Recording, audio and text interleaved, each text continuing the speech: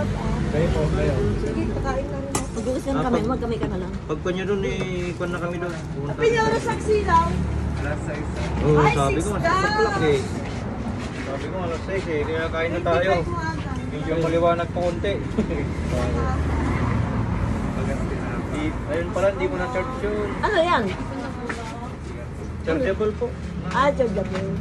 Galing China. Ate ni, atatipal lang kasi pa na. Pura. Ano, sarap yun na. Ha? Kasarap po mo. Ayaw mo kumain? May bili lang ako ngayon ng hotdog niya. Kalimutan ko ng hotdog niya. May hotdog dyan. Sige ba? Okay na po. Lutuan ko. Puro ka hotdogs, puro ka frozen. Ha? Ha? Mag-ano lang ba sa manluto? Tapos ako Wag laging frozen na